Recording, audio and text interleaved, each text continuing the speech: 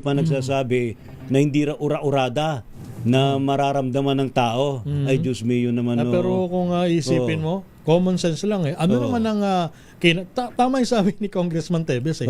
Ano naman ang kinalaman namin kung magkaroon ng system loss? Una-una, hindi naman kami ang nasa likod hindi ng naman kasalanan ng taong bayan na nagkaroon ng mga jumper. Napaka-unfair. Dinadaya yung metro. Napaka-unfair para sa mga consumer na tulad natin lakay na nagbabayad ng tama. Trabaho yan ng mga utility, mga electricity utility distributors. Ibigay naman sa tao yung tamang serbisyo. At kung kinakailangan naman na talagang balikatin na ng mga utility distributors na yan, sa kanila dapat talaga yan.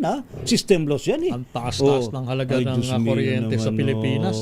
Isa sa may pinakamataas. Para tayong yaman-yaman sa Pilipinas. Sa Asia. Diyos mio. Rapido, hataw, balita.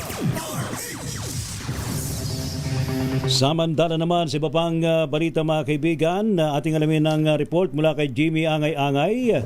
Mangisda arestado sa paggamit ng dinamita sa Hernani, Eastern Samar. Report mula kay Jimmy Angay-Angay. Jimmy! Arestado ang isang 54 anyos na mangingisda matapos umanong mahuling gumagamit ng dinamita sa pangingisda sa karagatan sakop ng Barangay Cancelidis, Hernani, Eastern Samar. Ayon sa Hernani Municipal Police Station, sinagawa ang kanilang intelligence drive-in anti-illegal fishing operation na nagresulta sa pag-aaresto ng suspect habang aktual na gumagamit ng pampasabog sa pangingisda. Nakumpiska mula sa suspect ang higit kumulang 18 kilo ng mga isdang hinilang nakuha sa pamamagitan ng dinamita na tayang nagkakalagang mahigit 4,625 pesos, isang pares ng Googles, 2 buti ng naglalaman umano ng dinamita at isang itak. Dinala ang suspect at mga nakumpiskang ebidensya sa Hernani Municipal Police Station para sa dokumentasyon at pagsasampa ng kaso laban sa paggamit ng dinamita. Mula dito sa DYVL Action Radyo Tacloban, ito si R32 Jimmy Angay-Angay para sa DZRH. Una sa Pilipinas, una sa Pilipino. Drug pusher sinintensya ng habang-buhay na pagkabilanggo sa Bataan. Dani Kumilang, Dani. Hinatulan ng Regional Trial Court ng habang buhay na pagkakakulong ang isang high-value individual HBI na drug pusher na kilala sa alias na Jomer matapos mapatunayan nagkasala ito sa paglabag sa Section 5 at 11 na Republic Act 9165 o ang Comprehensive Dangerous Drug Act of 2002. Inaresto ang akusado noong Disyembre 12, 2025 sa isang anti-illegal drug operation ng Bataan Provincial Police Drug Enforcement Unit sa Balanga City kung saan nakumpiska ang humigit kumulang 105 gramo ng hinihinalang shabu na nagkakalaga ito ng 714,000 pesos. Bukod sa habang buhay na pagkakabilanggo, pinagmulta rin ang akusado ng kalahating milyong piso sa bawat paglabag. Ayon kay Bataan Police Provincial Director Colonel Mate Salvadora, patuloy na paigtingin ng Bataan PNP ang kampanya laban sa illegal na droga upang matiyak na mapanagot sa batas ang mga sangkot sa kalakalan nito. Dani Kumilang, RH37, DZRH, una sa Pilipinas, una sa Pilipino. Thank you, Dani Kumilang. Ano ka lang batas ng kinatawan ng Northern Samar na pagpapaliban ng BSKE? Abay, inulanda po ng batikos. Report mula kay RH34, Jane Bantayan. Jane. Negatibo naman ang naging reaksyon ng ilang netizens dito sa lalawigan ng Northern Samar sa isinusulong ni Northern Samar 1st District Representative Nico Aldasa ang panukalang batas na magpapaliban sa barangay at sangguniang kabataan elections sa Nobyembre 2026 sa panukala gawin itong November 2028. Hindi sangayon ng ilan sa panukalang batas na magiging dahilan ng daw ng pagtagal ng pwesto sa mga palpak at walang ginagawang barangay officials. Ayon pa sa ilang netizens, mas mainam na tutukan na lamang ang kuryente o elektrisidad dito sa lalawigan ng Northern Samar na itinuturing pasakit ngayon lalo na sa mga mahirap dahil sa mahal na kuryente. Pagplanuhan na lamang daw ang pagkakaroon ng subsidy ng mga consumers na marami bang matutulungan.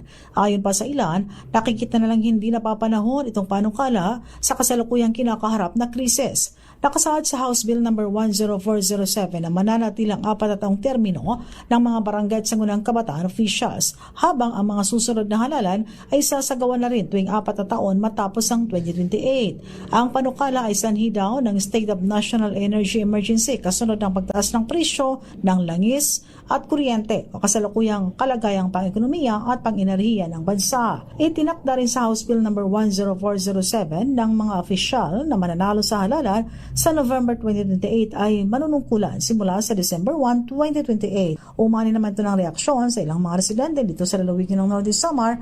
Ilan lang nagsabing hindi sila sangayon sa nasabing panukala. Mula sa Aksyon Radyo Katarman, RH34 Jane Galit Bantayan ng DZRH. Una sa Pilipinas, una sa Pilipinas. Thank you, Jane. Metro Manila ngayon. At sa Metro Manila ngayon, Kyle Bulya sa iyong report. Kyle!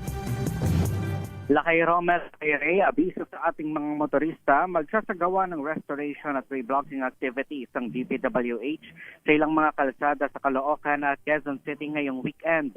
Kabilang dito ang EDSA Bus Lane mula sa Dario Bridge hanggang sa EDSA Quezon Avenue sa Caloocan City at southbound lane ng C5 sa Katipunan Avenue mula yan sa UP Town Center hanggang sa CP Garcia Avenue sa Quezon City. Sinabi naman ng MMDA na ang naturang proyekto na uumpisahan mamayang gabi ay gagawin lamang tuwing alas 11 ng gabi hanggang alas 5 ng umaga. Samantala sa Pasig City, asahan naman na pagbigat ang daloy ng trapiko sa paligid ng De Leon Street, Masilang Street at MRR Road sa Barangay Pineda simula yan sa August 4. Dahil ito sa gagawing Capitolio Diversion Project na Manila Water sa Pineda MRR. Ayon sa lokal na pamahalaan ng Pasig, gagawin ang proyekto tuwing alas 9 ng umaga hanggang alas 7 ng gabi. Inaasahang tatagal ang proyekto hanggang sa May 7, 2027. Kaya naman pinapayuhan na ang mga maaapektuhang motorista na planuhin na ang kanilang biyahe at dumaan muna sa mga alternatibong ruta upang makaiwas sa abala. Para naman sa ating ulat panahon, may nakataas tayo ng thunderstorm advisory dito sa Metro Manila, ganyan sa ilang bahagi ng Cavite at Pampanga.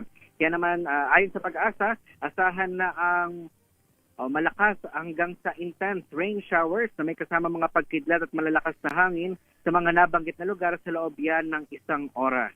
Yan ang latest sa Metro Manila ngayon. Ito si Kyle Bulya sa DZRH. Una sa Pilipinas, una sa Pilipino. Thank you, Kyle Bulya sa iyong Metro Manila ngayon. Rapido, hataw, balita. Binabati muna ni Sir Elsa Bartolome, partner, ha? Boy, sino? Ang kanyang pinsan, ha? Ni Kasingsin. Balikbayan, ha? Happy birthday po. Birthday ba? Hindi. Nakikinig sa atin. Si Rek Bartolome, ayun. Sir. Naimbang malam mo. Naimbang malam. Naragsak nga panagsangkay mo. Apo, Rek Bartolome. Enjoy your stay in the Philippines. Ang pagbati ay galing kay Apo Els Bartolome at kay dating PNP Chief Nick Bartolome. Yan. Uy, binabati rin daw ng ano to, ha? Si Aljon Merciales, PUP College of Communication Santa Mesa. Abay, magpapakain daw pala siya, partner, ha? Ha? Si Aljon. Wow, congrats, ha? Ba? Sige. Oo, ayan, ha? Abay, siyempre, sa lahat ng iyong mga kasamahan sa PUP at maging sa mga ka-intern mo rito na taga Cavite State University, ano, ha? Mga mascom at journalism students. Mga future media men yan, ha? Talaga, pagpagalingan ninyo, ha? At may pahabol rito, si Ruel Saldico. Advance happy birthday daw kay... bukas, birthday ni Congressman Jose Bong Teves Jr. ng PGP Party List. Happy birthday po, sir. Kong Jose Bong Teves, sir. Abay, tama yung ginagawa ho ninyo, ha? Ipaglaban natin ng karapatan ng mga consumer ng kuryente, ha? At siya ay binabati rin ng kapatiran mula sa Priscillion Brothers. Wow. Ayan. Happy birthday po, sir. Sana naman marami pang kasamaan po ninyo dyan sa Kongreso ang talagang tatayo, ipaglaban ng karapatan ng mga electric consumers, tanggalin na ng tuluyan ang systems loss charges na yan, ha? Ayan. Salamat po. Rapido, hataw, balita. Salamat po sa matumutok po sa ating balitaan sa Rapido Hataw Balita ngayon pong Thank God It's Friday. Thank you sa buong person ng DZRH News Team. Thank you, Miss Elaine. Maraming salamat doon. Ano pong mga lingkod, sina Ray Simayan. At Romel Para Fertes. sa DZRH, una sa Pilipinas. Una sa Pilipino. Pilipinas ang oras, ang minuto, bago sumapit ng alas 3 ng hapon.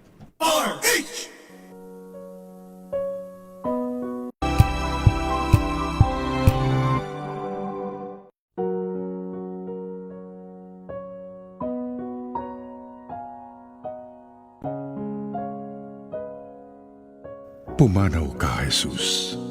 Subalit ang bukal na